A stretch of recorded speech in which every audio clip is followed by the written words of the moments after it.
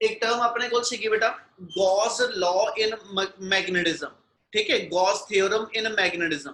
ते या एदी जगह ते अर्श जेड़ा तू कह रहा बेटा ओदी गल नाल जोड़ांगा इलैक्ट्रोस्टैटिक एनालॉग ऑफ मैग्नेटिज्म। पुत वो टॉपिक नहीं हैगा इलैक्ट्रोस्टैटिक एनालॉग ऑफ मैग्नेटिज्म, वो टॉपिक नहीं हैगा, सिर्फ उन्हें सिमिलैरिटी दी आ कि केड़ी टर्म किदे कोरस्पोंडिंग आ, ठीक है। मतलब आप जे आ लैके चलीए कि भी इलैक्ट्रोस्टैटिक ते मैग्नेटोस्टैटिक यानी मैग्नेटिज्म इन्हां च सिमिलर टर्म की आ, कौन किदे कोरस्पोंडिंग आंदा, ते जिदा सी ओ च ए लेने एसएच इलैक्ट्रोस्टैटिक दे अंदर सब तो बेसिक टर्म साडी चार्ज आ, ठीक है। उते ਅਸੀਂ ਕਿਸੇ भी एसएच चार्ज ਦੀ स्ट्रेंथ मेजर ਕਰਦੇ ਆ Q ਦੇ ਨਾਲ, ਇਹਦੇ ਅੰਦਰ ਅਸੀਂ ਚਾਰ स्ट्रेंथ ਦੀ ਥਾਂ ਤੇ ਮੈਗਨੇਟ ਦੇ ਪੋਲ ਦੀ स्ट्रेंथ मेजर ਕਰਦੇ M ਦੇ ਨਾਲ। फिर उस तो बाद ਅਸੀਂ डिफाइन करते हैं कि भी ਇੱਥੇ ਚਾਰਜ ਆਪਣਾ ਇਲੈਕਟ੍ਰਿਕ ਫੀਲਡ ਕ੍ਰੀਏਟ ਕਰਦਾ, ਇੱਥੇ ਅਸੀਂ ਕਹਿੰਦੇ ਜੀ ਮੈਗਨੇਟ ਆ ਤੇ ਮੈਗਨੇਟ ਆਪਣਾ ਮੈਗਨੈਟਿਕ ਫੀਲਡ ਕ੍ਰੀਏਟ ਕਰਦੀ, ਯਾਨੀ ਇਲੈਕਟ੍ਰਿਕ ਫੀਲਡ ਦੀ ਥਾਂ ਤੇ ਮੈਗਨੈਟਿਕ ਫੀਲਡ ਆ। ਇਸੇ ਲਈ ਇਹਦੇ ਅੰਦਰ ਫੋਰਸ ਡਿਫਾਈਨ ਕਰੀਏ ਇਲੈਕਟ੍ਰਿਕ ਫਾਰਮ ਚ ਤੇ QE ਆ ਗਈ, ਇਹਦੇ ਅੰਦਰ ਫੋਰਸ ਡਿਫਾਈਨ ਕਰੀਏ ਤੇ F = mb ਆ ਗਿਆ, ठीक है। इदां ही सारियां टर्म जिदा ਆਪਾਂ इलैक्ट्रिक डाइपोल मोमेंट ਇੱਥੇ ਲਿਖੀਏ P ਦੇ ਨਾਲ, ਇਹ इलैक्ट्रिक डाइपोल मोमेंट ਦੇ ਕੋਰਸਪੋਂਡਿੰਗ मैग्नेटिक डाइपोल मोमेंट ਇੱਥੇ ਆਂਦਾ ਉਹ product of charge into distance between the two charge, ਇੱਥੇ ਆ ਜਾਂਦਾ पोल स्ट्रेंथ, ਉੱਥੇ चार्ज स्ट्रेंथ ਆ, ਇੱਥੇ पोल स्ट्रेंथ आ, ਇੱਥੇ भी into distance between the two magnetic pole. फिर इदां ही ਅਸੀਂ ਇਹਦੇ ਅੰਦਰ इलैक्ट्रिक फील्ड ਦਾ ਫਾਰਮੂਲਾ डाइपोल वाले केस च एक्सियल ਤੇ इक्वेटोरियल ਤੇ डिफाइन ਕੀਤਾ, ਉਹ ਫਾਰਮੂਲਾ ਸੀਗਾ ਆਪਣੇ ਕੋ K ਟਾਈਮਸ ਦਾ 2p/r³ और ਇੱਥੇ K ਦੀ ਵੈਲਿਊ ਸਟੈਂਡ ਕਰਦੀ ਸੀ 1/4πε0। ਇਹਦੇ ਕੋਰਸਪੋਂਡਿੰਗ ਇੱਥੇ ਮੇਰੇ ਕੋਲ ਮੈਗਨੈਟਿਕ ਫੀਲਡ ਦਾ ਫਾਰਮੂਲਾ ਆ ਗਿਆ K * 2p ਦੀ डाइपोल मोमेंट ਦੇ ਸਾਥ मैग्नेटिक डाइपोल मोमेंट m आ गई ओवर r³ और K ਦੀ ਵੈਲਿਊ ਆ ਗਈ μ0/4π। ਉੱਥੇ ਮੀਡੀਅਮ ਕਿੰਨਾ ਪਰਮਿਟ ਕਰੇਗਾ ਇਲੈਕਟ੍ਰਿਕ ਲਾਈਨ ਨੂੰ ਕ੍ਰਾਸ ਕਰਨ ਦੀ, ਉਹ ਪਰਮਿਟਿਵਿਟੀ ਨਾਲ ਮੇਜਰ ਕਰਦੇ ਆ। ਇੱਥੇ ਪਰਮਿਟਿਵਿਟੀ ਦੀ ਥਾਂ ਤੇ ਪਰਮੇਬਿਲਿਟੀ ਆ ਜਾਂਦੀ ਹੈ, ਇਹਦੀ ਮੀਡੀਅਮ ਦੀ ਪਰਮਿਸ਼ਨ ਡਿਸਾਈਡ ਕਰਦਾ ਕਿ how many number of magnetic field line will pass through a given medium, ਉਹ μ0 ਨਾਲ ਮੇਜਰ ਹੁੰਦਾ। ਤੇ ਇਲੈਕਟ੍ਰਿਕ ਫੀਲਡ ਅੰਦਰ ਕਿੰਨੀਆਂ ਲਾਈਨਾਂ ਇਲੈਕਟ੍ਰਿਕ ਲਾਈਨ ਕ੍ਰਾਸ ਕਰਨੀਆਂ ਕਿਸੇ ਮੀਡੀਅਮ ਚੋਂ, ਉਹ ਪਰਮਿਟਿਵਿਟੀ ਨਾਲ ਮੇਜਰ ਹੋ ਜਾਂਦੀ। ਕੀ ਆ ਗੱਲ ਸਮਝ ਲੱਗਦੀ ਪਈ? Yes sir. सो उन्हें इस पूरे टॉपिक दे अंदर इस टॉपिक ਨੂੰ ਆਪਾਂ ਨਾਮ ਦੇ ਦਿੰਦੇ इलैक्ट्रोस्टैटिक एनालॉग ऑफ मैग्नेटिज्म। ਤੇ ਬੇਸਿਕਲੀ ਇਸ ਟੌਪਿਕ ਚ ਅਸੀਂ ਹਰ ਇਲੈਕਟ੍ਰਿਕ ਟਰਮ ਦੇ ਕੋਰਸਪੋਂਡਿੰਗ ਕਿਹੜੀ ਮੈਗਨੈਟਿਕ ਟਰਮ ਲੈਣੇ ਆ ਅਸੀਂ ਉਹ ਡਿਫਾਈਨ ਕੀਤੀਆਂ ਹੋਈਆਂ। ਇਦਾਂ ਹੀ ਹੋਰ ਜਿਹੜੀ ਮਰਜ਼ੀ ਇਹਦੇ ਵਿੱਚ ਟਰਮ ਲਈ ਚਲੋ ਉਹਨਾਂ ਪੇ ਦੇ ਕੋਰਸਪੋਂਡਿੰਗ ਟਰਮ ਨਾਲ ਨਾਲ ਦੱਸਦੇ ਪਏ ਆ। ਕੀ ਆ ਸਾਰਿਆਂ ਨੂੰ ਕਲੀਅਰ ਆ? Yes sir. Yes sir. Yes sir. चलो सो तो ये कोई टॉपिक नहीं, ये जस्ट टर्म दी सिमिलैरिटी है कि केड़ी टर्म केदे कोरस्पोंडिंग है, ठीक है जी। इस तो बाद अपने को लाना, इस तो बाद अपना एक छोटा टॉपिक ਇਹਦੇ ਨਾਲ ਹੋਰ ਜੁੜਦਾ ਸੀਗਾ, ठीक है। टॉपिक हैगा गॉस थ्योरम या गॉस लॉ इन मैग्नेटिज्म।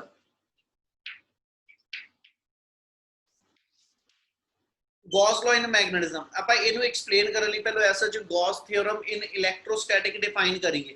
ਤੇ ਇਲੈਕਟ੍ਰੋਸਟੈਟਿਕ ਦੇ ਅੰਦਰ ਅਸੀਂ ਗॉस ਥਿयोरम ਇਹਦਾ ਲਿਖਦੇ ਸੀ electric flux passing through a closed surface, electric flux passing through a closed surface is always equal to 1/ε0 times the charge enclosed by the surface। एक बार समझो ਆਪਾਂ ਦੱਸਿਆ ਇਹ ਸੀਗਾ ਕਿ ਵੀ ਇਲੈਕਟ੍ਰਿਕ ਫਲਕਸ ਨੂੰ ਲਿਖਣਾ ਹੋਵੇ ਤਾਂ ਅਸੀਂ ਕਹਿੰਦੇ ਸੀ ক্লোਜ਼ ਇੰਟੀਗ੍ਰੇਸ਼ਨ ਕਰ ਦਿਓ, ਯਾਨੀ ਓਵਰ ਦਾ ਕੰਪਲੀਟ ক্লোਜ਼ ਸਰਫੇਸ ਇੰਟੀਗ੍ਰੇਸ਼ਨ ਕਰ ਦਿਓ, ठीक है। किस चीज की इलैक्ट्रिक फील्ड की E.ds और ਇਹਦਾ ਰਿਜ਼ਲਟ ਸੀਗਾ Q/ε0 ਦੇ ਇਕੁਅਲ, ਯਾਨੀ ਆਪਾਂ ਇਹਨੂੰ ਡਿਫਾਈਨ ਕਰਦੇ ਸੀ ਕਿ electric flux passing through a closed surface is always equal to 1/ε0 times the charge enclosed by the surface. ਇਹਦਾ ਮਤਲਬ ਇਹ ਸੀਗਾ ਕਿ ਜੇ ਆ ਇੱਕ ਸਰਫੇਸ ਨੇ ਕੋਈ ਚਾਰਜ ਐਨਕਲੋਜ਼ ਕੀਤਾ ਵਾ जे सरफेस ने चार्ज एनक्लोज किया तो ये तो इलैक्ट्रिक लाइनां आ सारे रीजन च निकल के जानियां। असी ये मेजर करना होवे कि आ सरफेस दे विच दी किन्नियां इलैक्ट्रिक लाइनां इनू क्रॉस करदियां, असी ओदी स्ट्रेंथ नू मेजर करना तो असी असी दो चीज़ां ते डिपेंड करांगे, चार्ज ते given surface they in between medium केड़ा, ठीक है, यानी ओदी परमिटिविटी ते सैकेंड मेरे कोल इत्थे चार्ज दी स्ट्रेंथ किन्नी है, इत्थे 1 कूलम दा चार्ज है कि 10 कूलम आ, ओदे अकॉर्डिंगली फ्लक्स मेजर होएगी। और सैकेंड जेडी सरफेस दे विचों दी फ्लक्स कढनी आ, ठीक है, चार्ज तो लैके उस सरफेस दे इन बिटवीन मेरे कोल मीडियम केड़ा वा, वो इंसुलेटर आ, वो कंडक्टिंग आ, ओदे अकॉर्डिंगली साडे कोल फ्लक्स दी अमाउंट आंदी है। हुण जे मैं सेम यही गॉस थ्योरम मैग्नेटोस्टैटिक च बोलनी होवे, मैग्नेटिज्म च बोलनी होवे ते आपां इहनूं इदां लिख दांगे मैग्नेटिक फ्लक्स, इलैक्ट्रिक फ्लक्स की थां ते मैग्नेटिक फ्लक्स आ जाएगी, magnetic flux passing through a closed surface ते फ्लक्स दा फार्मूला E डॉट ds आ, इत्थे फ्लक्स दा फार्मूला B डॉट ds आ, इक्वल टू, ठीक है, इत्थे से लिखिया 1 by epsilon naught times the charge enclosed by the surface, पर इहदी जगह ते इत्थे मैं 0 लिखन लगिया, इत्थे ਅਸੀਂ कुछ ऐसा चाह नहीं कि q ਦੀ ਥਾਂ ਤੇ m लिख दो ਤੇ एप्सिलॉन नॉट ਦੀ ਥਾਂ ਤੇ म्यू नॉट लिख दो, ਇਹ ਨਹੀਂ वर्ड बोले, क्यों? ਉਹਦਾ ਕਾਰਨ ਇਹ ਹੋਏਗਾ ਆਪਾਂ ਨੂੰ ਇੱਕ ਐਸਾ ਚ ਗੌਸ ਥਿਓਰਮ ਜੇ ਇਲੈਕਟ੍ਰੋਸਟੈਟਿਕ ਚ ਮੈਂ ਦੁਬਾਰਾ ਬੋਲਾਂ, ਜਦੋਂ ਆ ਚੀਜ਼ ਲਿਖਦੇ ਆ ਔਰ ਇਹੀ ਥਿਓਰਮ ਮੈਂ ਇੱਕ ਡਾਈਪੋਲ ਵਾਸਤੇ ਲਿਖਣੀ ਹੋਵੇ कि इत्थे जिहड़ा चार्ज एनक्लोज्ड आ वो एक पूरे डाईपोल दा चार्ज आ, मतलब इहदे अंदर एक डाईपोल पिया आ वाला जिहदा एक प्लस क्यू और एक माइनस क्यू चार्ज आ, इस डाईपोल दी असीं फ्लक्स कढदे पए आ ते किसी भी डाईपोल दी हमेशा फ्लक्स जिहड़ी आ किसी सरफेस दे विच हमेशा जीरो हुंदी आ। कहंदा भी जीरो क्यों हुंदी आ ते बेटा ओहदा सिंपल जिहा कॉज ये होएगा पॉजिटिव चार्ज तो जिन्नी इलैक्ट्रिक लाइनां सरफेस तो बाहर जाणियां, नेगेटिव चार्ज भी ओनियां ही इलैक्ट्रिक लाइनां मीडियम दे अंदर आनियां, क्योंकि पॉजिटिव चार्ज आउटवर्ड फील्ड दिंदा, नेगेटिव चार्ज इनवर्ड फील्ड बनांदा। पॉजिटिव चार्ज तो इलैक्ट्रिक लाइन जदों ड्रॉ होएगी आउटवर्ड होएगी, ठीक है, नेगेटिव चार्ज की जदों लाइन ड्रॉ होएगी वो हमेशा मेरी इनवर्ड होएगी। इसलिए पॉजिटिव चार्ज तो जिन्ना फ्लो बाहर निकलदा पिया इलैक्ट्रिक फील्ड दा उन्ना ही नेगेटिव चार्ज दा फ्लो अंदर नूं भी आंदा, इसलिए डाईपोल दा इलैक्ट्रिक फील्ड हमेशा जीरो आ, इस करके डाईपोल दी जिहड़ी फ्लक्स वैल्यू आ वो हमेशा जीरो आएगी। ते बेटे असी ये कहने, एक्सक्यूज मी सर, हाँ जी सर नेटवर्क प्रॉब्लम आ रही है, मैं दोबारा रीजॉइन करने लगी। ठीक, ਇਹਦੇ ਅੰਦਰ ਅਸੀਂ ਕਹਿੰਦੇ ਕਿ ਵੀ ਡਾਈਪੋਲ ਦਾ ਐਸ ਸੱਚ ਜਿਹੜਾ ਫਲਕਸ ਹੋਏਗਾ ਨਾ ਡਾਈਪੋਲ ਵਾਸਤੇ ਹਮੇਸ਼ਾ ਜ਼ੀਰੋ ਆ ਤੇ ਇਧਰ ਮੈਗਨੈਟਿਕ ਫਲਕਸ ਦਾ ਹਮੇਸ਼ਾ ਹੀ ਫਲੋ ਜ਼ੀਰੋ ਆ। ਕਿਉਂ? ਕਿਉਂਕਿ magnet never to be exist in the monopole form. ਅਸੀਂ ਆਲਰੇਡੀ ਇੱਕ ਪ੍ਰੋਪਰਟੀ ਪੜ੍ਹੀ ਸੀ ਕਿ ਕੋਈ ਮੈਗਨੇਟ ਦਿੱਤੀ ਇਹਨੂੰ ਮੈਂ ਜਿੰਨਾ ਮਰਜ਼ੀ ਤੋੜਦਾ ਜਾਵਾਂ, each a small tiny magnet is a complete magnet in itself।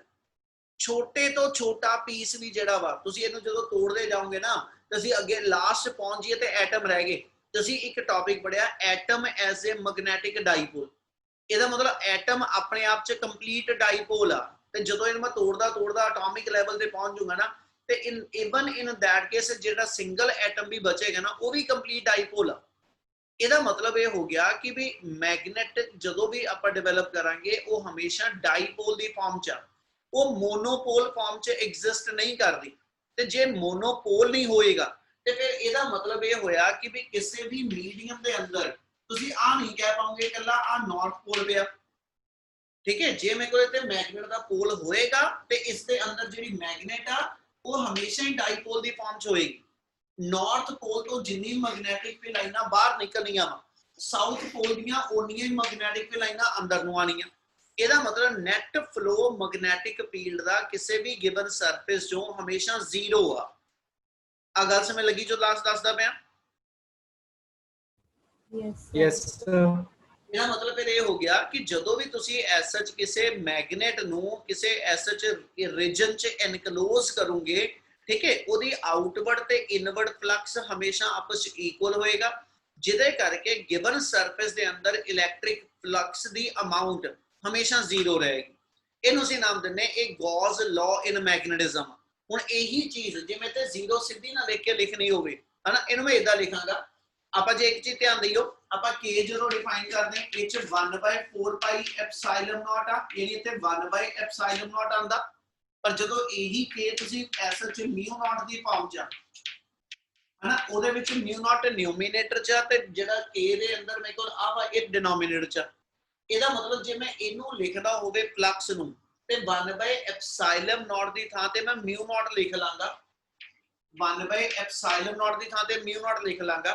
ਇੱਥੇ ਚਾਰਜ ਦੀ ਸਟਰੈਂਥ ਆਈਦਰ ਪੋਜ਼ਿਟਿਵ ਔਰ ਨੈਗੇਟਿਵ ਜੇ ਸਿੰਗਲ ਚਾਰਜ ਤੇ ਆਪਾਂ ਨਾਰਥ ਪੋਲ ਦੀ ਸਟਰੈਂਥ ਨੂੰ +m ਲਿਖਦੇ ਆ, ਪੋਲ ਸਟਰੈਂਥ ਹੁਣੀ ਦੱਸ ਕੇ ਹਟਿਆ m ਨਾਲ ਲਿਖਦੇ, ਇਹਦੀ ਸਟਰੈਂਥ ਨੂੰ +m ਲਿਖਦੇ ਆ, ਸਾਊਥ ਪੋਲ ਦੀ ਸਟਰੈਂਥ ਨੂੰ ਅਸੀਂ -m ਲਿਖਦੇ ਆ। ਇਹਦਾ ਮਤਲਬ ਅਸਲ 'ਚ ਅਸੀਂ ਆ ਲਿਖਿਆ μ0 +m, ਇਹ ਆਊਟਵਰਡ ਫਲਕਸ ਦੀ ਅਮਾਉਂਟ ਬਣੇਗੀ +μ0 -m, ਇਹ ਮੇਰੀ ਇਨਵਰਡ ਫਲਕਸ ਬਣੇਗੀ ਤੇ ਦੋਨਾਂ ਦੀ ਮਿਲਾ ਕੇ ਜਿਹੜੀ ਫਲਕਸ ਆ, ਕਿਉਂਕਿ ਪੋਲ ਸਟਰੈਂਥ ਸੇਮ ਆ, ਮੀਡੀਅਮ ਸੇਮ ਆ, ਜਿੱਥੋਂ ਦੀ ਫਲਕਸ ਨਿਕਲਣੀ ਬਾਹਰ ਤੇ ਅੰਦਰ ਆਣੀ, ਇਸ ਕਰਕੇ ਆ ਟਰਮ ਦਾ ਨੈਟ ਵੈਲਿਊ ਹਮੇਸ਼ਾ 0 ਆ। ਇਸ ਕਰਕੇ ਅਸੀਂ ਫਿਰ ਡਿਫਾਈਨ ਕਰਦੇ ਹਾਂ ਕਿ Gauss law in magnetism it always state that no magnetic monopole will exist, ठीक है, according to it always magnet exist in the dipole form, ठीक है जी, monopole दी कोई existence नहीं होएगी। क्या आ गल समझ लगी? Yes, sir. Yes, sir. Yes, sir. का भी कोई डाउट है तो एक बार जरूर बोलो, जे ना क्लियर तो मैं दसूंगे पहले। हाँ जी सर एक बार वो k is equals to 1/4 pi epsilon naught को वहाँ म्यू नॉट वाला कैसे किया वो एक बार फिर बताना। ये दसिया कि भी k the value 1/4 pi epsilon not आंदी आ ਜਦੋਂ ਅਸੀਂ ਐਸ ਚ ਇਲੈਕਟ੍ਰੋਸਟੈਟਿਕ ਚ ਲਿਖਦੇ ਆ, ਤੇ ਜਦੋਂ ਅਸੀਂ k ਨੂੰ ਐਸ ਚ ਬਾਇਓਟ-ਸੇਵਰਟ ਲਾਅ ਚ ਲਿਖਦੇ ਆ dB = k Times ideal sin θ by r² ਉੱਤੇ k ਦੀ ਵੈਲਿਊ μ0/4 ਪਾਈ ਭਰਦੇ। Yes sir. ਇਹਦਾ ਮਤਲਬ ਫਿਰ ਇਹਨਾਂ ਚ ਇਕੁਇਵਲੈਂਟ ਕੌਣ ਕਿਹਦੇ ਆ? 1/4 ਪਾਈ ਤਾਂ ਦੋਨਾਂ ਚ ਡਿਨੋਮੀਨੇਟਰ ਚ, ਇਹਦਾ ਮਤਲਬ μ0 1/ε0 ਦੇ ਇਕੁਇਵਲੈਂਟ ਹੋਇਆ ਬੇਟਾ। Yes sir. और बेसिकली ਇਹਨਾਂ ਦੋਨਾਂ ਦੀ ਪ੍ਰੋਡਕਟ ਜਿਹੜੀ ਹੈ ਨਾ, ਇਹ ਆਪਣੇ ਕੋਲ ਅੱਗੇ ਜਾ ਕੇ ਰਿਜ਼ਲਟ ਆਏਗਾ। ਆਪਾਂ ਇੱਕ ਰਿਜ਼ਲਟ ਲਵਾਂਗੇ, c ਦਾ ਫਾਰਮੂਲਾ ਹੁੰਦਾ √μ0 × ε0। ਇਹਨਾਂ ਦੋਨਾਂ ਪ੍ਰੋਡਕਟ ਦੀ ਹੈਲਪ ਨਾਲ, ਠੀਕ ਹੈ, ਆਪਾਂ ਇੱਥੋਂ ਵੀ ਬਣਾ ਸਕਦੇ ਵੈਸੇ ਜੋ ਕਰਦਾ ਪਿਆ ਮੈਂ, ਠੀਕ ਹੈ। ਆ ਮੇਰੇ ਕੋਲ 1/√μ0 × ε0, ਇਹ ਬੇਸਿਕਲੀ ਕਿਸੇ ਮੀਡੀਅਮ ਚੋਂ ਇਲੈਕਟ੍ਰਿਕ ਫੀਲਡ ਦੀ ਪਰਮਿਸ਼ਨ ਕਿੰਨੀ ਤੇ ਮੈਗਨੈਟਿਕ ਫੀਲਡ ਦੀ ਪਰਮਿਸ਼ਨ ਕਿੰਨੀ, ਇਹ ਦੋਨੋਂ term mill K speed of electromagnetic wave ਬਣਾਉਂਦੀਆਂ। ਇਲੈਕਟ੍ਰੋਮੈਗਨੈਟਿਕ ਵੇਵ EM ਵੇਵ ਜਿਹੜੀ ਲਾਈਟ ਵੇਵ ਆ, ਇਨਫਰਾਰੈਡ ਆ, ਵਿਜ਼ੀਬਲ ਆ, ਐਕਸ-ਰੇਜ਼ ਆ, ਇਹ ਸਾਰੀਆਂ ਇਲੈਕਟ੍ਰੋਮੈਗਨੈਟਿਕ ਵੇਵਸ ਆ ਔਰ ਇਹਨਾਂ ਸਾਰਿਆਂ ਦੇ ਟਰੈਵਲ ਕਰਨ ਦੀ ਸਪੀਡ ਜਿਹੜੀ ਆ ਉਹ ਸਪੀਡ ਆਫ ਲਾਈਟ ਦੇ ਇਕੁਇਵਲੈਂਟ ਆ। ਔਰ ਇਹ ਵੈਲਿਊ ਐਸ ਚ ਕਿਸੇ ਵੀ ਮੀਡੀਅਮ ਦੀ ਪਰਮੇਬਿਲਿਟੀ ਤੇ ਕਿਸੇ ਵੀ ਮੀਡੀਅਮ ਦੀ ਪਰਮਿਟਿਵਿਟੀ ਦੇ ਅਕੋਰਡਿੰਗਲੀ ਹੀ ਬਣਦੀ। ਔਰ ਇਹ ਦੋਨੋਂ ਵੈਕਿਊਮ ਵਾਸਤੇ ਜਿਹੜੀਆਂ ਵੈਲਿਊਜ਼ ਨੇ ਪੁੱਟ ਕਰੀਏ, ਇਹਦਾ ਆ ਸਾਰਾ ਰਿਲੇਸ਼ਨ ਸੋਲਵ ਕਰੀਏ, ਇਹਦੀ ਵੈਲਿਊ 3 × 10⁸ ਮੀਟਰ/ਸੈਕਿੰਡ ਆ ਜਾਏ। ਕਲੀਅਰ ਆ? Yes sir. ਕਿਸੇ ਨੂੰ ਕੋਈ ਸਿੰਗਲ ਵਰਡ ਡਾਊਟਫੁਲ ਹੈਗਾ ਤਾਂ ਇੱਕ ਵਾਰੀ ਜ਼ਰੂਰ ਦੱਸੋ ਬੱਚੇ, ਨਹੀਂ ਤਾਂ ਫਿਰ ਆਪਾਂ ਇਸ 3rd C ਦਾ ਆਪਣਾ ਹੁਣ ਕੁਝ ਇਸ ਤੋਂ ਬਾਅਦ ਪੈਂਡਿੰਗ ਨਹੀਂ ਰਹਿ ਗਿਆ, ਫਿਰ ਆਪਾਂ 3rd D ਜਿਹੜਾ ਵਾ ਪੁਰਾਣੇ ਐਡੀਸ਼ਨ ਦੇ ਅਕੋਰਡਿੰਗਲੀ ਤੇ ਨਵੇਂ ਦੇ ਅਕੋਰਡਿੰਗਲੀ 5th ਚੈਪਟਰ ਕੰਟੀਨਿਊ, ਠੀਕ ਹੈ। ਜੇ ਕਿਸੇ ਦਾ ਹੈ ਕੁਝ ਪੁੱਛਣ ਵਾਲਾ ਤਾਂ ਬੋਲੋ, ਨਹੀਂ ਤਾਂ ਮੈਂ ਸ਼ੁਰੂ ਕਰਾਂ ਹੁਣ।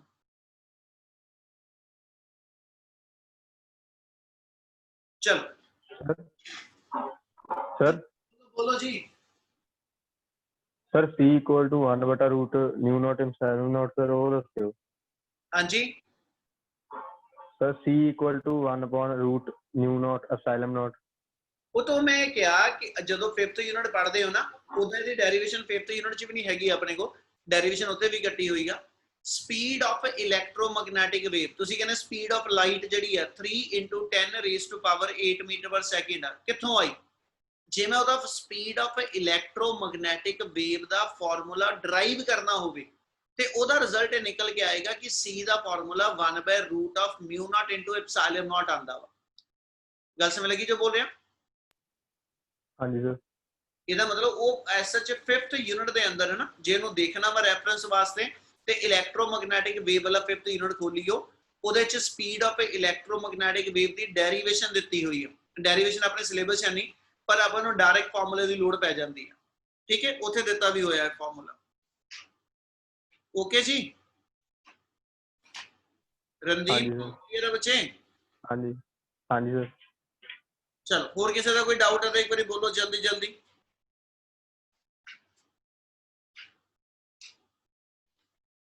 नहीं जी चलो फिर मैं नेक्स्ट टॉपिक शुरू कर रहा थोड़ा ठीक है पुराने बार बार मैं चैप्टर का रेफरेंस दईए ना पुराने एडिशन के अकॉर्डिंगली आप जो SH3D शुरू करन लगे हैं और नवे एडिशन का ऐसा तुहाडे कोल जिहड़ा 5th चैप्टर कंटिन्यू हो तुहाडा ठीक है टॉपिक का नाम हैगा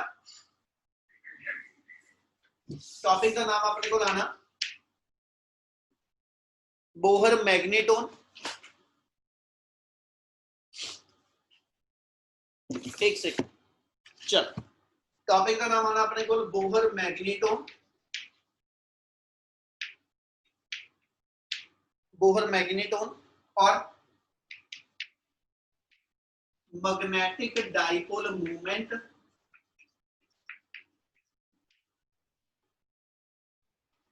magnetic dipole moment of a revolving electron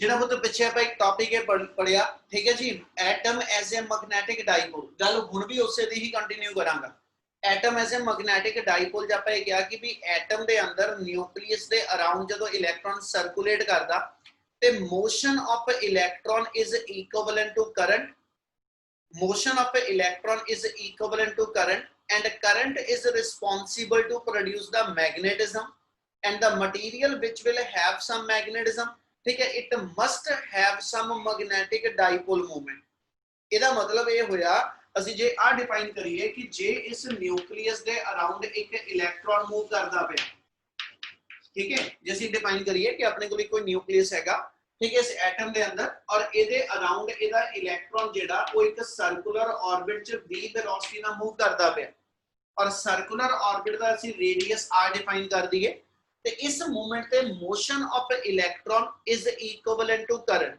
ਅਸੀਂ ਕਹਿੰਦੇ ਇਲੈਕਟ੍ਰੋਨ ਦੀ ਜਿਹੜੀ ਮੂਵਮੈਂਟ ਹੋਏਗੀ ਇਸ ਸਰਕਟ ਦੇ ਅੰਦਰ ਬੇਸਿਕਲੀ ਕਰੰਟ ਜਨਰੇਟ ਕਰਦੀ ਆ ਠੀਕ ਹੈ ਯਾਨੀ ਇਲੈਕਟ੍ਰੋਨ ਜਦੋਂ ਆਪਣੇ ਨਿਊਕਲੀਅਸ ਦੇ ਅਰਾਊਂਡ ਮੂਵ ਕਰਦਾ ਪਿਆ ਤੁਸੀਂ ਕਹਿੰਦੇ ਜੀ it will produce the current और करंट साडा मेन सोर्स बनता किसी भी मटीरियल नु मैग्नेटाइज करने वास्ते ते जे करंट करके किसी मटीरियल च मैग्नेटिज्म आंदी है ते जेड़े भी मटीरियल च मैग्नेटिज्म है इस मतलब मैग्नेट है ते जेड़ा भी मैग्नेट है वो मोनोपोल दी फॉर्म च एग्जिस्ट नहीं करता ਇਹਦਾ मतलब डाइपोल आ हुण डाइपोल कितना स्ट्रांग आ इनू ਅਸੀਂ मेजर करदे डाइपोल मूवमेंट दे नाल ਇਹਦਾ मतलब ये हो गया कि मोशन ऑफ इलेक्ट्रॉन जेड़ा होएगा ये किते ना किते magnetic dipole movement the strength नु मेजर करदा क्या इन्नी गल समझ आई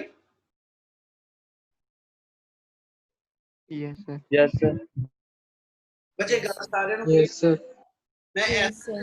सिर्फ 3-4 चीजां नु कोरिलेट करना सीखियो ਜਦੋਂ इलेक्ट्रॉन अपने ऑर्बिट ਦੇ ਅੰਦਰ मूव करेगा ਅਸੀਂ ਕਹਿੰਦੇ ਜੀ इलेक्ट्रॉन ਦੀ ऑर्बिटिंग करंट जनरेट करदी आ और करंट जेड़ा हैगा वो मैग्नेटिक फील्ड प्रोड्यूस करदा और जेदा मैग्नेटिक फील्ड होवे वो मैग्नेट आ और जेड़ी मैग्नेट आ वो हमेशा डाइपोल दी फॉर्म च एग्जिस्ट करदी ते जेड़ा डाइपोल बनया ओदी कुछ ना कुछ डाइपोल दी स्ट्रेंथ होएगी ते डाइपोल दी स्ट्रेंथ ਅਸੀਂ ओदी मैग्नेटिक डाइपोल मूवमेंट दी हेल्प ਨਾਲ मेजर ਕਰਦੇ क्या गल ਨੂੰ कोरिलेट कर पा रहे हो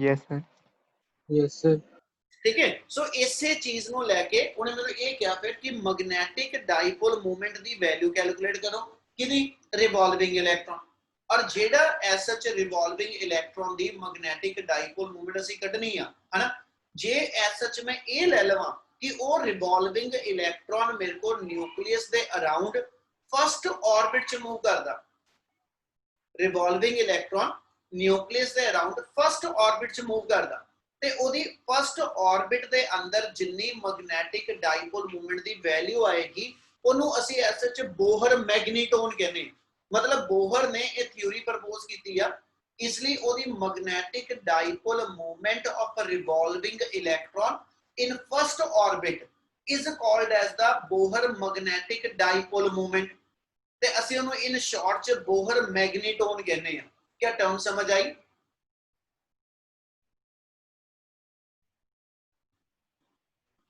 ओए बच्चे गल करनी थी बेटा। Yes sir. Yes, sir. Repeat करते हैं एक बार। ताकि मैं ये कहा कि जेड़ा एसएच इलेक्ट्रॉन ठीक है न्यूक्लियस के अराउंड फर्स्ट ऑर्बिट च मूव करेगा ओदी मैग्नेटिक डाइपोल मूवमेंट दा नाम ਅਸੀਂ बोहर मैग्नेटिक डाइपोल मूवमेंट रखते हैं ते ओदा शॉर्ट च ਅਸੀਂ ਇਹਨੂੰ ਨਾਮ ਜਿਹੜਾ बोहर मैग्नेटोन ਕਹਿੰਦੇ ਆ। ਗੱਲ ਸਮਝ ਲੱਗੀ? यस चल ਹੁਣ ਇਹਦੀ ਵੈਲਿਊ ਕੱਢਣ ਲੱਗਿਆ ਆਪਾਂ ਨੂੰ ਆ ਪਤਾ ਕਿ we know that magnetic dipole movement ਹੁਣ ਥੋੜਾ ਸਪੀਡ ਨਾਲ ਇਹਨੂੰ ਖਤਮ ਵੀ ਕਰਦਾ ਚੱਲਾਂਗਾ। Magnetic dipole movement of a revolving electron is given by m ਦਾ ਫਾਰਮੂਲਾ ਅਸੀਂ ਪੜਿਆ ਹੋਇਆ ਆਲਰੇਡੀ ਪਿਛਲੇ ਚੈਪਟਰ ਚ NIA ਤੇ ਜੇ ਅਸੀਂ ਫਰਸਟ ਆਰਬਿਟ ਕਹਿੰਨੇ ਪਏ ml n ਦੀ ਵੈਲਿਊ 1 ਲਿਖਦਾ ਪਿਆ ਯਾਨੀ ਆਪਣੇ ਇਸ ਕੇਸ ਦੇ ਅੰਦਰ n ਦੀ ਵੈਲਿਊ 1 ਵਾ। ਕਰੰਟ ਜਿਹੜਾ ਹੋਏਗਾ ਕਰੰਟ ਨੂੰ ਡਿਫਾਈਨ ਕਰਨ ਤੇ ਚਾਰਜ ਬਾਈ ਟਾਈਮ ਵਾ ਤੇ q ਨੂੰ ਲਿਖਣਾ ਹੋਵੇ ਤੇ ne ਲਿਖੀਦਾ। ਆਪਾਂ ਗੱਲ ਕਰਦੇ ਪਏ ਇੱਕ ਇਲੈਕਟ੍ਰੋਨ ਦੀ ਠੀਕ ਹੈ ਇਹਦਾ ਮਤਲਬ ਇੱਥੇ n ਦੀ ਵੈਲਿਊ ਆਪਣੇ ਕੋਲ ਜਿਹੜੀ 1 ਲੈ ਕੇ ਚੱਲਦੇ ਪਏ n ਦੀ ਵੈਲਿਊ 1 ਲੈ ਕੇ ਚੱਲਦਾ ਪਿਆ देयरफॉर ਆਪਣੇ ਕੋਲ ਕਰੰਟ ਦਾ ਫਾਰਮੂਲਾ E/T ਰਹਿ ਜੂ। ਕੀ ਗੱਲ ਸਮਝ ਲੱਗੀ? Yes sir. ਇਹਦੇ ਨਾਲ ਹੀ ਆਲਸੋ ਹੁਣ ਦੂਜਾ ਏਰੀਆ ਲਿਖ ਦੋ। ਇਲੈਕਟ੍ਰੋਨ ਸਰਕੂਲਰ ਆਰਬਿਟ ਚ ਜੇ ਮੂਵ ਕਰਦਾ ਪਿਆ ਤੇ ਏਰੀਆ ਆਫ ਸਰਕਲ ਮੇਰੇ ਕੋਲ ਪਾਈ r ਸਕੁਅਰ ਆ ਜੂ। ਉਸ ਤੋਂ ਬਾਅਦ ਇਲੈਕਟ੍ਰੋਨ ਜਦੋਂ ਅਰਾਊਂਡ ਦਾ ਨਿਊਕਲੀਅਸ ਮੂਵ ਕਰਦਾ ਪਿਆ ਇਹਦੇ ਮੂਵ ਕਰਨ ਦੀ ਐਂਗੂਲਰ ਵੈਲੋਸਿਟੀ ਓਮੇਗਾ ਵਾ। ठीक है इलेक्ट्रॉन रिवॉल्विंग दी एंगुलर वेलोसिटी अपने सेंटर दे अबाउट ओमेगा वा। इसलिए आ t दी वैल्यू नु मैं जेड़ा कन्वर्ट करना होवे ते ਆਪਾਂ ਇੱਥੇ ਇਦਾਂ ਡਿਫਾਈਨ ਕਰ ਦਾਂਗੇ we know that omega equal to 2 pi by t ठीक है ਇਹਨੂੰ ਟਾਈਮ ਪੀਰੀਅਡ ਦੀ ਫਾਰਮ ਚ ਹੀ ਕਰਨਾ ਪਿਆ। ਜਦੋਂ ਇਲੈਕਟ੍ਰੋਨ ਇੱਕ ਸਰਕਲ ਕੰਪਲੀਟ ਕਰੇਗਾ ਅਸੀਂ ਕਹਿੰਦੇ ਟਾਈਮ ਪੀਰੀਅਡ ਨੂੰ t ਨਾਲ ਡਿਫਾਈਨ ਕੀਤਾ ਆਪਾਂ ਆ ਜਾਏਗਾ ਇਹ ਤੋਂ t ਦੀ ਵੈਲਿਊ ਮੇਰੀ 2 pi by omega। ਹੁਣ ਇੱਥੋਂ ਐਸਐਚ ਜਿਹੜੀ ਵੈਲਿਊ ਬਣੀ ਮੇਰੇ ਕੋਲ t ਦੀ ਉਹ ਪੁੱਟ ਅਪ ਕਰ ਲਓ ਠੀਕ ਹੈ ਤੇ देयरफॉर ਸਾਡੇ ਕੋਲ ਕਰੰਟ ਦੀ ਵੈਲਿਊ ਬਣ ਗਈ e ओमेगा ओवर 2 पाई आ e ਦੀ ਵੈਲਿਊ ਔਰ ਇਧਰੋਂ ਏਰੀਆ ਦੀ ਵੈਲਿਊ ਠੀਕ ਹੈ ਇਧਰੋਂ ਕਰੰਟ ਦੀ ਵੈਲਿਊ ਤੇ ਇਧਰੋਂ ਏਰੀਆ ਦੀ ਵੈਲਿਊ ਦੋਨੋਂ ਦੀਆਂ ਦੋਨੋਂ ਇਸ ਇਕੁਏਸ਼ਨ ਨੰਬਰ 1 ਚ ਪੁੱਟ ਅਪ ਕਰ ਦਿਓ ਠੀਕ ਹੈ ਇਹ ਤੇ ਇਕੁਏਸ਼ਨ 1 ਚ ਪੁੱਟ ਅਪ ਕਰ ਰਿਹਾ ਐਸਐਚ ਇੱਥੇ ਆ ਜਾਏਗਾ put values of put values of I and A बेशक n भी लिख दो n I and A in equation 1 therefore ਤੁਹਾਡੇ ਕੋਲ ਇਥੋਂ ਕਰੰਟ ਦਾ ਫਾਰਮੂਲਾ ਜਿਹੜਾ ਮੈਗਨੈਟਿਕ ਡਾਈਪੋਲ ਮੂਵਮੈਂਟ ਦਾ ਜਿਹੜਾ ਫਾਰਮੂਲਾ ਹੋਏਗਾ 1 into e omega by 2 pi into pi r square ਇਹਦੇ ਕੋਲ ਇੱਕ ਕ੍ਰਾਸ ਵੈਲਿਊ ਪੁੱਟ ਅਪ ਕਰਕੇ ਇੰਨਾ ਆ ਜਾਏਗਾ ਤੇ ਜੇ ਚੋਂ ਕਟਿੰਗ ਲੈ ਲਓ ਪਾਈ ਕੈਨਸਲ ਆਊਟ ਹੋ ਜਾਣਾ ਟਰਮ ਆ ਗਈ half of e omega into r square क्या इना क्लियर है? Yes sir. Yes, sir. Yes, sir. वाले जोड़न लगे इथे तक तो किते बोहर दी गल ही नहीं आई ठीक है बोहर दा की कांसेप्ट है ते बच्चे बोहर ने ये डिफाइन किया पर बोहर दे पोस्टुलेट पढ़े आ एटम न्यूक्लियर वाले चैप्टर बोहर ने कहा कि भी जदों electron around the nucleus move करदा ते electron is not to be present everywhere around the nucleus. Bohr दे सेकंड पोस्टुलेट दी गल करदा पिया क्वांटाइजेशन ऑफ एंगुलर मोमेंटम वाली ओदी गल जोड़न लगियां अकॉर्डिंग टू बोहर कि when the electron is revolving around the nucleus ठीक है electron are present only in those stationary orbit in which angular momentum of a revolving electron it should be an integral multiple of कहना जी h by 2 pi क्या गल समझ आई जो मैं दसी? Yes, sir. ਜੇ ਮੈਂ ਜੋ ਬੋਲ ਰਿਹਾ ਪੁੱਤ ਇਹਨੂੰ ਦੱਸਾਂ ਤੇ ਆਪਾਂ ਆ ਚੀਜ਼ ਕਹਿ ਰਹੇ ਹਾਂ according to Bohr's postulate according to Bohr's second postulate ਬਹੁਤੀ ਗੱਲ ਆਵਰ ਨਾਲ ਹੋਰ ਐਡ ਕਰ ਦੋ second postulate of quantization of angular momentum quantization of angular momentum ਕੀ ਸੀਗਾ ਜੀ mvr equal to nh by 2 pi कि किसी भी ऑर्बिट के अंदर रिवॉल्विंग इलेक्ट्रॉन का angular momentum mv linear momentum है r परपेंडिकुलर डिस्टेंस आ जो इलेक्ट्रॉन अपने ऑर्बिट च मूव करेगा ठीक है इलेक्ट्रॉन की वेलोसिटी अराउंड द टेंजेंट आ ਤੇ ਆ ਮੇਰਾ ਰੇਡੀਅਸ ਆਫ ਦਾ ਸਰਕਲ ਆ ਤੇ ਮਾਸ ਪਾਰਟੀਕਲ ਦਾ m ਵਾ, इसलिए mv into r ਜਿਹੜਾ ਇਹ ਮੇਰਾ ਐਂਗੂਲਰ ਮੋਮੈਂਟਮ ਬਣਿਆ। ਸੋ ਇਹਦੀ ਵੈਲਿਊ ਇਸ h/2 ਪਾਈ ਦੇ ਮਲਟੀਪਲ ਚ ਹੋਣੀ ਚਾਹੀਦੀ ਉਸ ਆਰਬਿਟ ਦੇ ਅੰਦਰ। ਕੀ ਗੱਲ ਸਮਝ ਆਈ? Yes, sir. Yes, sir. ਇਹਦੇ ਵਿੱਚ ਆਪਾਂ ਜਿਹੜੀ ਵੈਲਿਊ ਆ ਆਪਣੀ ਮੈਗਨੈਟਿਕ ਡਾਈਪੋਲ ਮੋਮੈਂਟ ਆਪਣੀ ਇੰਨੀ ਆਈ ਆ, ਇਹ ਚ ਵੈਲਿਊ ਪੁੱਟ ਅਪ ਕਰਨੀ ਅਸੀਂ ਇਸ ਰਿਲੇਸ਼ਨ ਚੋਂ ਲਿਆ ਕੇ। ਉਹਦੇ ਲਈ ਪਹਿਲਾਂ v ਨੂੰ ਓਮੇਗਾ ਚ ਬਦਲ ਦਿਓ ਤੇ ਲੀਨੀਅਰ ਤੇ ਐਂਗੂਲਰ ਵੈਲੋਸਿਟੀ ਦਾ ਸਾਨੂੰ ਰਿਲੇਸ਼ਨ ਪਤਾ, but v equal to r omega. ਜੇ v ਦੀ ਥਾਂ ਤੇ r ਓਮੇਗਾ ਪੁੱਟ ਅਪ ਕਰ ਲਾ ਤੇ देयरफॉर ਸਾਡਾ ਫਾਰਮੂਲਾ ਬਣ ਜਾਣਾ mr² omega equal to nh/2 ਪਾਈ। ਬੇਸ਼ੱਕ ਇੱਥੇ ਵੀ ਕੰਮ ਕਰ ਦਿਓ, h/2 ਪਾਈ ਕੱਲਾ ਲਿਖ ਲਓ। क्यों? फॉर फर्स्ट ऑर्बिट ਆਪਾਂ ਲੈ ਕੇ ਚੱਲਦੇ ਪਏ ਇਲੈਕਟ੍ਰੋਨ ਫਰਸਟ ਆਰਬਿਟ ਚ ਤੇ ਜਿੱਥੇ n ਦੀ ਵੈਲਿਊ 1 ਵਾ। ਕਲੀਅਰ ਆ? Yes, sir. Yes, sir. Accordingly ਜੇ ਮੈਂ ਇੱਥੇ ਓਮੇਗਾ r² ਦੀ ਵੈਲਿਊ ਤੋਂ ਪਿਕ ਕਰ ਲਵਾਂ ਤੇ ਆਪਣੇ ਕੋਲ देयरफॉर ਇੱਥੋਂ ਬਣ ਗਿਆ omega r² equal to h/2 pi m ਔਰ ਇਹਨੂੰ ਲਿਆ ਕੇ ਪੁੱਟ ਕਰ ਦੋ ਇਨ ਇਕੁਏਸ਼ਨ ਨੰਬਰ 2 ਦੇ ਅੰਦਰ।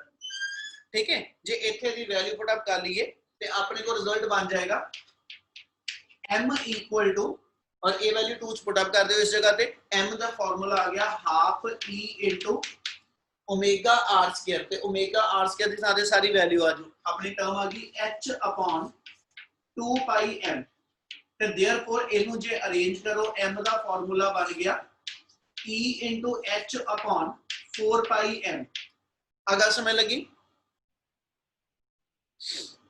Yes, sir.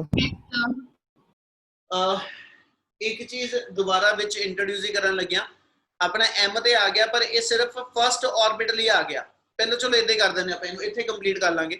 ਹੁਣ ਜਿੰਨੀ ਇਹ ਵੈਲਿਊ ਆਈ ਆ ਇਹਨੂੰ ਜੇ ਤੁਸੀਂ ਚੈੱਕ ਕਰੋ ਇਹਦੇ ਚ ਮੇਰੇ ਕੋਲ SHE ਇਹਦੇ ਚ ਜੇ ਮੈਂ SH ਲਵਾਂ ਤੇ ਮੇਰੇ ਕੋਲ E charge of electron, H Planck constant, 4 pi numerical constant, M mass of electron. It means all these terms are to be constant. Yes, Yes, sir. sir. Yes, sir. ਸਾਰੇ ਦੇ ਸਾਰੀਆਂ ਸਾਡੀਆਂ ਕਾਂਸਟੈਂਟ ਆ ਰਹੀਆਂ। Yes, sir. Yes, sir. ਇਹ constant ਦੀ value ਅਸੀਂ substitute ਕਰ ਦਈਏ ਨਾ ਤੇ ਇਹਦੀ ਵੈਲਿਊ ਬਣਦੀ ਆ 9.27 into 10 raised to power 4 ਔਰ ਯੂਨਿਟ ਕਿੱਥੋਂ ਲਿਖਣ ਲੱਗਿਆ? ਜਨਰਲ ਤੋਂ ਫਾਰਮੂਲਾ ਲੈ ਕੇ। ਮੈਗਨੈਟਿਕ ਡਾਈਪੋਲ ਮੋਮੈਂਟ ਦਾ ਯੂਨਿਟ ਨੰਬਰ ਆਫ ਟਰਨ ਦਾ ਕੋਈ ਯੂਨਿਟ ਨਹੀਂ, ਕਰੰਟ ਆਪਣਾ ਐਂਪੀਅਰ ਤੇ ਏਰੀਆ ਮੀਟਰ ਸਕੁਅਰ। ਇਹਦਾ ਯੂਨਿਟ ਬਣ ਗਿਆ ਐਂਪੀਅਰ ਮੀਟਰ ਸਕੁਅਰ। ਹੁਣ ਇੰਨੀ magnetic dipole movement electron possess ਕਰੇਗਾ, ਇੰਨੀ ਡਾਈਪੋਲ ਮੂਵਮੈਂਟ ਇਲੈਕਟ੍ਰੋਨ ਕੋਲ ਹੋਏਗੀ ਜਦੋਂ ਇਲੈਕਟ੍ਰੋਨ ਫਸਟ ਆਰਬਿਟ ਦੇ ਅੰਦਰ ਮੂਵ ਕਰਦਾ ਹੋਏਗਾ। ਇਹਦਾ ਮਤਲਬ ਜਿਹੜਾ ਇਲੈਕਟ੍ਰੋਨ ਮੇਰੇ ਕੋਲ ਐਸਐਚ ਨਿਊਕਲੀਅਸ ਦੇ ਅੰਦਰ ਫਸਟ ਆਰਬਿਟ ਚ ਮੂਵ ਕਰਦਾ ਪਿਆ ਉਹਦੀ ਮੈਗਨੈਟਿਕ ਡਾਈਪੋਲ ਮੂਵਮੈਂਟ ਹੈਗੀ ਆ, ਉਹਦੀ ਇਹਦਾ ਮਤਲਬ ਮੈਗਨੇਟ ਹੈਗਾ ਵਾ ਤੇ ਉਹਦੇ ਕਰਕੇ ਜਿਹੜੀ ਮੈਗਨੈਟਿਕ ਡਾਈਪੋਲ ਮੂਵਮੈਂਟ ਦੀ ਸਟਰੈਂਥ ਵਾ ਹਨਾ ਉਹ ਮੇਰੇ ਕੋਲ ਇਹਦੇ ਇਕੁਅਲ। ਤੇ ਜੇ ਇਲੈਕਟ੍ਰੋਨ ਫਸਟ ਆਰਬਿਟ ਚ ਨਾ ਹੋ ਕੇ, ਜੇ ਇਲੈਕਟ੍ਰੋਨ ਮੇਰਾ ਫਸਟ ਆਰਬਿਟ ਚ ਨਾ ਹੋ ਕੇ ਕਿਸੇ ਵੀ ਹੋਰ ਆਰਬਿਟ ਚ ਹੋਵੇ ਤੇ ਉਦੋਂ ਜਿਹੜੀ ਵੈਲਿਊ ਬਣ ਕੇ ਆਣੀ ਇੱਥੇ ਉਹ ਆ ਵੈਲਿਊ ਦਾ n ਟਾਈਮ ਵੱਧ ਜੂ। Yes, sir. Yes, sir. ਆਪਾਂ ਡਿਫਾਈਨ ਕਰ ਦਿਓ ਤੇ ਮੈਂ ਇਦਾਂ ਲਿਖ ਦਿੰਦਾ this is the magnetic dipole moment. This is the magnetic dipole moment of a revolving electron in first orbit. ठीक है जी, ये फर्स्ट ऑर्बिट दी मेरे को मैग्नेटिक डाइपोल मोमेंट आ गई and it is called as Bohr's magneton. इस term का नाम ਅਸੀਂ बोहर मैग्नेटोन लिखिया, यानी इन्नी वैल्यूज ਨੂੰ ਅਸੀਂ ਇਸ ਤੇ ਸਟੈਂਡਰਡਾਈਜ਼ ਕਰਕੇ बोहर मैग्नेटोन कहता। ਤੇ ਜੇ ਇਹਦੀ ਥਾਂ ਤੇ ਅਸੀਂ ਇਹ ਕਹੀਏ for any other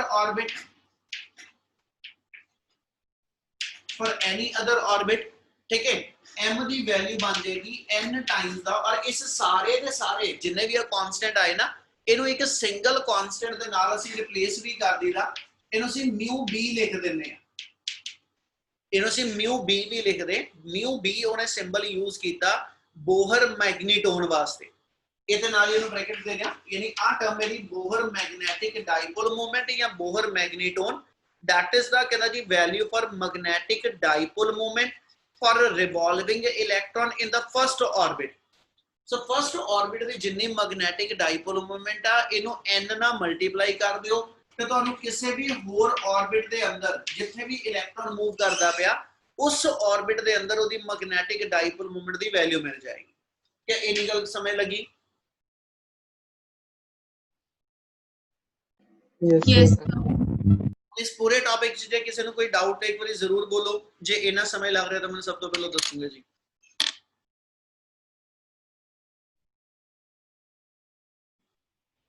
क्लियर है? सर क्लियर है।